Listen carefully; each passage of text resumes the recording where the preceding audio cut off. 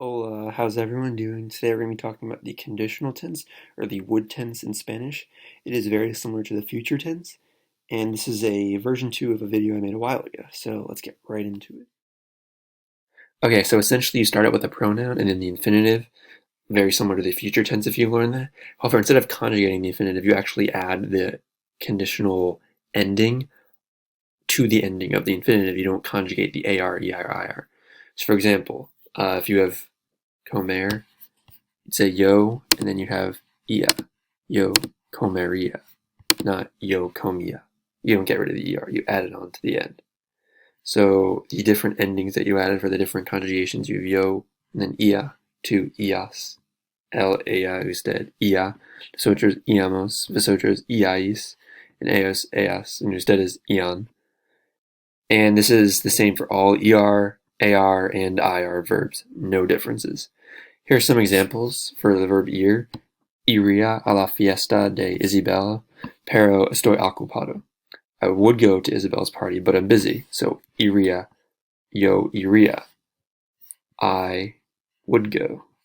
That's the pronoun I, infinitive, ir, and then the ending ia. I would go. And the yo in the singular form actually have the same ending, but you know that it's yo, the yo version, because it says estoy ocupado. Next one, tomaría la culpa en vez de Dario. Sin embargo, tengo miedo de las consecuencias. I would take tomar, ia. I would take the blame instead of Darius. However, I'm scared of the consequences. And then finally, comiste en esa tienda, comería ahí, pero no me gusta la comida colombiana. Oh, you ate in this store? I would eat there, but I don't like Colombian food. Okay, that is every single verb pretty much, aside from just a few. This is almost every verb in Spanish. That's it. There's nothing more to the tense. That's the majority. However, there are a couple of verbs, very common ones, that are different. So you have verbs like hacer, querer, decir, haber, saber, poder, poner, tener, salir, venir, valer, and caber. And for those, you shorten them into these endings, add the ia, ias, all these, and that's what it would be. So here's a better slide version of it. So for example, saber, instead of being saberia, you actually do change the ending. And it is the same as the future tense version, where it'd be like yo sabre. However, this is yo sabria. This is conjugated in the singular or the yo form, which is the same thing. So saber, you have the R, kind of like this chart says. This chart is exactly what it is. So number 5, saber. Saber, and then for the L form, he, she, ia, sabria. Aber, abria. Tener, tendria. Hacer, aria. There's an R. Decir, diria. Poner, pondria. Salir, saldria. Venir, vendria. Poder, podria. Valer, valdria. Querer, querría. Caber, cabría. And that's all of them. However, there are a couple more technically. For example, satisfacer, which you see the facer sounds like acer. So that would be satisfaria. Acer is aria. It's not satisfaceria. It's not that, because there's the acer inside. Reacer, which is re, and then the verb acer inside is rearia. It's not normal. It's the irregular. Predecir, you have desir inside of it. This can actually be prederia or predesiria.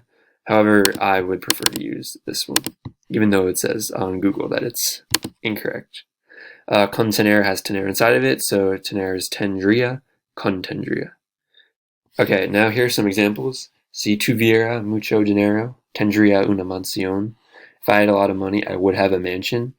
Si fuéramos chicas, queríamos la ropa femenina. If we were girls, we would want feminine clothing. Ustedes harían la tarea, pero no la tienen. You all would do, hacer, harían la tarea, pero no la tienen. Valdría muchísimo dinero, pero no está en perfecto estado. It would cost a lot of, or it would be worth a lot of money, but it's not in perfect condition. It would be worth valer, and that is valdria. Okay, here are some verbs you actually would think are regular, but they're not. Estar, estaria, that's normal. Ser is actually regular. Seria, pasar, pasaria, usar, usaria, iria, and gustar is gustaria. So, for example, el le gustaria bailar conmigo. Would he like to dance with me? Something like that. So now here's something very important. When the conditional is followed by the word si, then the next verb is in the imperfect subjunctive. I'm not positive it's always like that, but the imperfect subjunctive tense and the conditional pair together, actually. So hablaria and tuviera, the iera and the ia go together very well. So hablaria con Ariana si tuviera mi celular. And in the last slide, I actually some examples of this. Si fuéramos chicas, queríamos. Si tuviera dinero, tendría.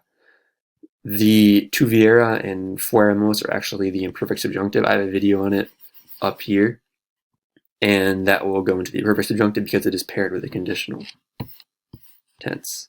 When you use the imperfect subjunctive, you usually use the conditional tense. So that video goes into it. And yeah, that's the entire conditional tense. You're fluent in it already in just a few minutes. Very easy tense. Thanks for watching. See ya.